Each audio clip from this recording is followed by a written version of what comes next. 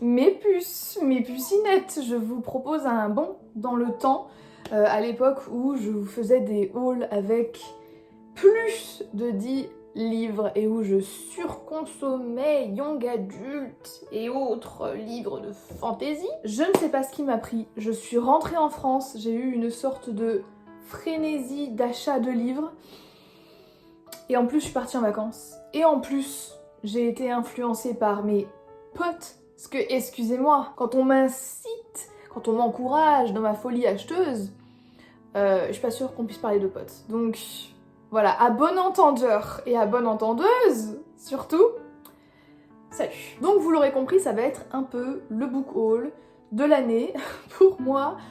Quelques mois seulement après vous avoir fait une vidéo sur la surconsommation des livres, donc tout va bien quoi, la cohérence est là, donc on aime. Alors, pour ma défense, la vidéo que j'ai faite sur la surconsommation des livres était quand même très nuancée et en plus il y a beaucoup de choses d'occasion là que j'ai acheté et de toute façon j'ai pas à me justifier, je pense pas. On va commencer avec un truc qui n'est pas vraiment un livre mais en fait j'ai envie de vous parler un peu plus souvent quand même de jeux et d'ailleurs vous savez quoi, je vais tout vous montrer, voilà, on se montre tout. Donc il n'y a pas très longtemps, j'ai découvert les escape games de Homescape Home, qui est une sorte de petite entreprise française. Je voyais les pubs de ouf sur Insta et je me suis dit, je vais les contacter, voir s'ils sont d'accord de faire un partenariat non rémunéré, mais juste de m'envoyer le truc pour que je puisse tester. Et du coup j'ai reçu, je ne l'ai pas encore essayé, donc je vous en parlerai à un autre moment. Mais celui-là c'est le trésor perdu de Richester Islands, avec un thème pirate, et ça a l'air ma foi très sympa. Donc ça, je vous en reparlerai, mais toujours dans le même esprit parce que vraiment je suis une fan d'escape game, de jeux de société et tout, j'adore ça. Je me suis acheté un nouveau Exit, peut-être que vous les connaissez, c'est tout simplement des escape games à faire à la maison. Ils peuvent être un peu vénères, voilà, ils peuvent être un peu vénères en mode un peu compliqué. Celui-là j'ai trouvé à Nose pour je crois genre 5 €.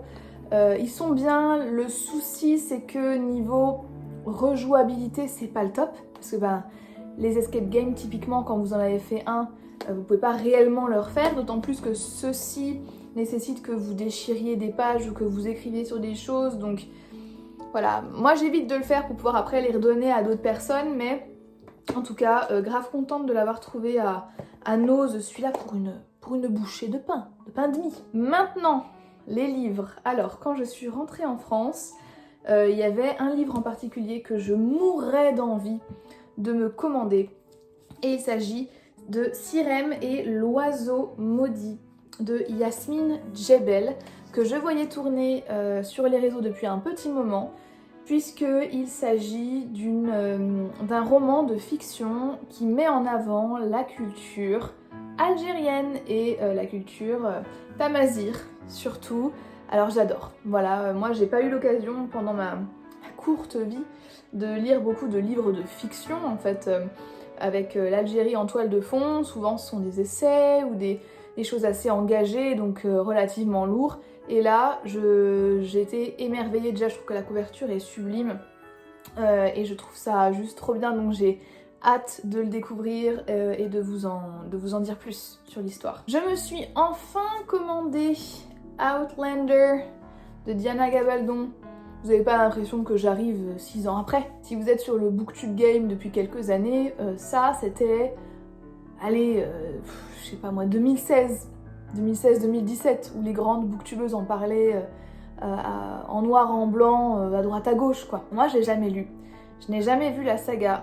J'étais censée le lire avant de partir en Écosse, parce que là je suis rentrée d'Italie et je pars dans une semaine en Écosse. Et Marion voulait regarder les vidéos, enfin la série avec moi, sauf que ma biche il s'agirait de me laisser un peu de répit. Frère, le machin fait littéralement... Ah, il fait 860 pages. La petite descente d'organes là. Je pense qu'il y a du bon et du mauvais, on verra bien. Dites-moi si vous l'avez lu, si vous avez vu la série. Et voilà, s'il est bien, je l'ai pris en anglais aussi, j'espère que ce sera pas trop compliqué. Ensuite, dans une vidéo où je vous emmenais lors d'une de mes virées à Emmaüs, et j'avais trouvé ce livre, donc qui est Je reviendrai sur tes pas de Liam McAllister. Je n'en ai jamais entendu parler. J'ai fait quelque chose que je fais rarement, c'est-à-dire que j'ai lu la 4e de couverture, c'est dire, et ça m'a interpellée puisque on est sur un tueur en série avec des inspecteurs et des inspectrices qui vont retrouver des mises en scène plutôt macabres, donc c'est totalement le 4e de couverture qui m'a fait acheter ce livre. Et celui-là en revanche je l'avais déjà vu passer, c'est Nos ancêtres les Gaulois et autres fadaises. J'aime trop les livres d'histoire, vraiment.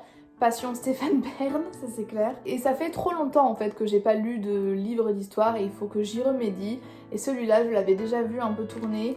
Il est énorme, hein, c'est une sacrée pavasse.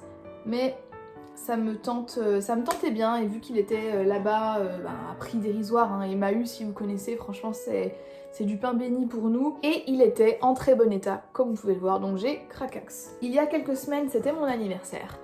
Et j'ai reçu un très beau livre de la part de ma mère qui sait que je suis fan de Benjamin Lacombe. Donc franchement maintenant je commence à avoir une sacrée belle étagère avec que des livres de Benjamin Lacombe, je suis grave contente. Et elle m'a offert La Petite Sirène que très sincèrement je connais pas dans le sens où je connais le conte Disney qui est en plus clairement pas mon préf, mais la vraie histoire un peu sombre. Vous savez, est-ce que les contes ils ont une dark side, un côté obscur, claro-obscuro. Et celui de La Petite Sirène, je crois pas que je le connaisse plus que ça. Bon, quoi qu'il en soit, je ne savais pas qu'il avait illustré ce conte-là. Je pense que c'est à l'occasion de la sortie du film Disney, justement. Et je trouve les choix de couleurs... franchement, le talent de ce type, illégal. S'il vous plaît, là, les palettes de couleurs avec ce rose néon... fantastique. Fantastique, une qualité d'image, de papier, ça donne vraiment envie de se plonger dedans quoi. Je suis tellement contente de faire la collection de ce genre de livres. Vous savez, je ne fais pas beaucoup de collections, je ne suis pas quelqu'un qui aime m'encombrer d'objets. On peut pas dire que je suis pas non plus matérialiste, je suis un peu, et moi ça me pose pas de problème, mais j'avoue que accumuler les objets etc c'est pas mon kiff. En revanche, je suis quand même très contente d'avoir ma petite collection de Benjamin Lacombe. Il est trop beau et à chaque fois ça me fait rire parce que il y a quelques années, Benjamin Lacombe, tout le monde en parlait, c'était dans la bouche de tout booktubeur et toute booktubeuse qui se respectait, notamment avec Alice. J'ai l'impression que c'est vraiment Alice que j'ai vu le plus tourner moi à l'époque. Depuis Silence Radio, depuis plus personne ne parle de Benjamin Lacombe, s'il vous plaît. Remettons-le au goût du jour. Bon, et là où j'ai réellement craqué mon slip, alors ça a commencé gentiment, doucement, en Italie. Donc je suis allée à Turin. Et je m'étais dit, tiens, je me prendrais bien un livre en italien, ça faisait un petit moment que j'en voulais. Alors j'ai découvert que je parlais italien, voilà, parce qu'à Turin, personne ne voulait parler anglais, personne ne voulait parler français. Donc j'ai dû assurer le séjour avec mes bases L2 d'italien. Et franchement ça marchait, j'ai fait des conves entières avec des petites mamies qui m'ont raconté leur vie pendant 30 minutes. Donc j'étais contente et je me suis dit, à ce rythme, tu seras peut-être capable de lire un livre. Je suis tombée sur celui-là. Comment vous dire? J'ai adoré. En fait, on est rentré dans la librairie. J'ai vu quelques livres, notamment des populaires, etc. Il y avait aussi, vous savez, tout un stand BookTok, ce que je trouve cool, en vrai, et que je vois pas mal aux États-Unis. Et celui-là n'était pas du tout dans le stand BookTok, mais il a tout de suite attiré mon attention parce qu'il parle de Perséphone, donc la reine des enfers, la regina degli inferi, la maledizione di Perséphone. Voilà, le talent en fait, si jamais on recherche une ambassadrice pour l'Italie, moi je suis dispo à tout moment. En lisant la 4e de couverture, j'ai un peu moins rigolé, on va pas se mentir, mais juste pour l'objet, et alors en plus, sous la dust jacket, eh bien c'est exactement la même chose. Et en vrai, je trouve ça trop bien de ramener un livre local, enfin écrit dans la langue locale, à chaque voyage. C'est pas quelque chose que j'ai instauré ou que je fais, mais je trouve ça plutôt sympa. Après, là il me semble quand même qu'on est sur une traduction, on sera pas sur une version originale, mais franchement ça me va, c'est pas très grave. Là ça va. Ensuite, là où ça a été le craquage de ce livre, c'est quand on a passé quelques jours entre filles à Lyon et que mes potes ont eu la bonne idée de m'emmener dans un Gibert Joseph. Or, je n'ai pas de Gibert Joseph chez moi, genre je vais jamais là-bas, encore moins aux États-Unis. Enfin, je sais pas trop à quoi ça ressemblerait en fait un Gibert Joseph. Ce serait un Michael Douglas, je pense, quelque chose comme ça. Ou alors Gibert Joseph, je sais pas, bref. Donc on y est allé, et le problème c'est que moi j'étais avec des personnes qui sont elles-mêmes fans de livres, et qui n'ont point peur de dépenser et d'ouvrir le porte-monnaie. Non, écoutez, j'ai acheté 5 livres. Non, j'en ai acheté 4, on m'en a offert un. Mais 4, en un jour, c'est le bout du monde pour moi. Vraiment, c'est pour vous dire, on en est là. Moi j'en suis là dans ma consommation de livres. Mon livre, enfin, moi mes achats de livres, ça va être 1 en occasion par mois.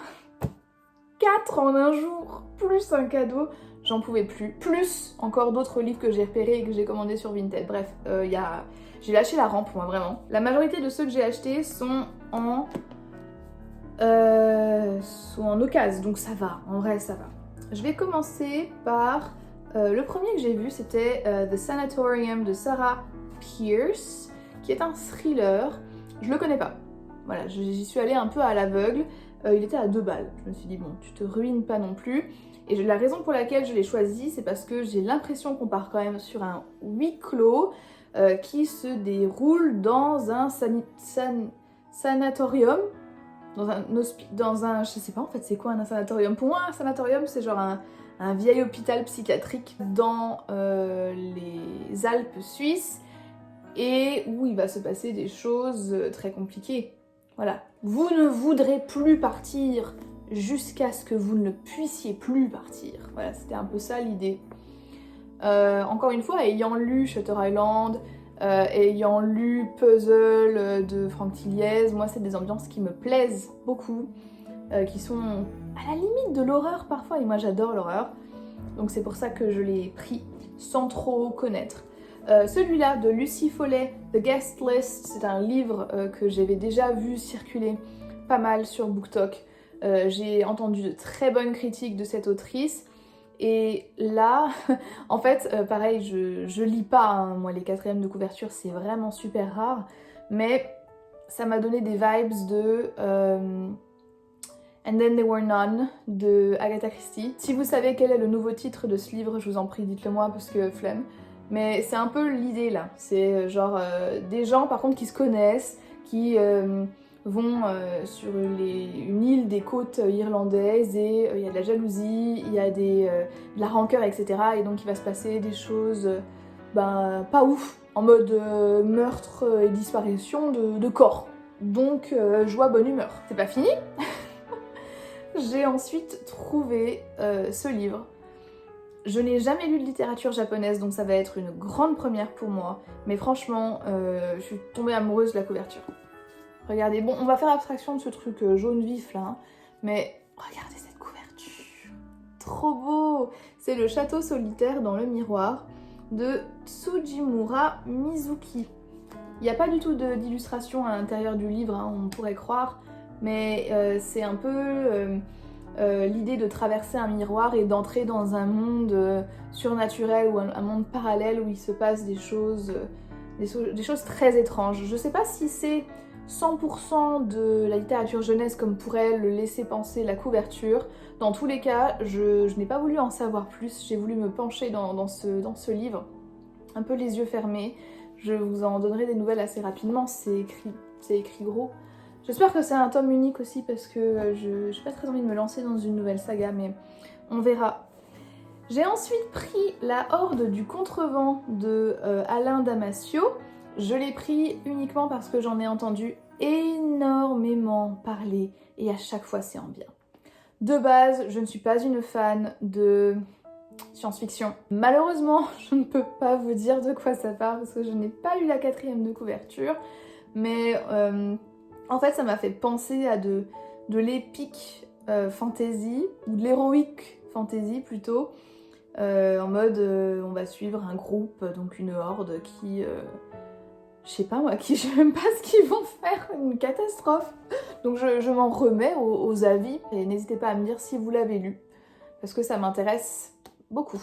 Et enfin, le dernier livre que j'ai eu lors de cette virée shopping, du coup c'est Léa qui me l'a offert, donc je sais qu'elle regarde des fois mes vidéos, donc Léa, si tu passes par là, franchement merci, parce que en fait j'avais regardé ce livre et je l'ai reposé parce que je me suis dit mais Léa, c'est pas du tout raisonnable. T'es à côté de ton slip, ma soeur, repose-le tout de suite. Et elle m'a vu le regarder, du coup elle me l'a pris, donc j'ai trouvé ça adorable. C'est The Familiars de Stacey Hulse. Je ne connais pas ce livre, mais bien sûr la couverture m'a tout de suite attirée parce que je la trouvais très belle.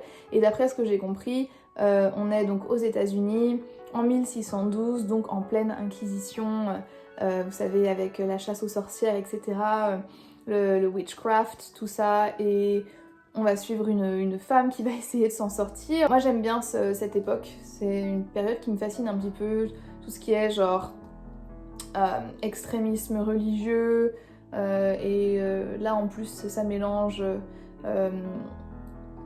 la crainte des femmes, en fait, finalement, la crainte et la haine des femmes. Donc je me dis, oui, bah pourquoi pas, tu sais, on en a pas assez dans la vie de tous les jours. Donc pourquoi pas retrouver ça encore en plus dans la lecture. Je l'ai, je suis très contente et encore merci beaucoup Léa, c'était une attention trop mignonne. Et c'est tout pour moi, voilà. Donc alors peut-être que ce book haul c'est rien comparé à ce que vous pouvez voir sur d'autres chaînes. Je vous jure que pour moi c'est le bout du monde, el budos del mondos. Mais ça promet, en tout cas ça promet de très belles lectures. J'ai hâte de vous parler de tout ça. En plus, en ce moment, j'ai hyper envie de lire, donc je suis trop contente. Franchement, je kiffe en fait, je kiffe ma vie. Sur ce, moi je vais ranger tout ça. Merci d'avoir regardé cette vidéo. N'hésitez pas à me partager vos lectures et surtout si elles font partie de cette liste, si vous les avez lues, si vous en avez entendu parler et qu'est-ce que vous en avez pensé. Voilà. Moi, je vous remercie d'avoir regardé cette vidéo jusqu'à la fin et je vous dis à très bientôt dans une prochaine vidéo. Bye bye!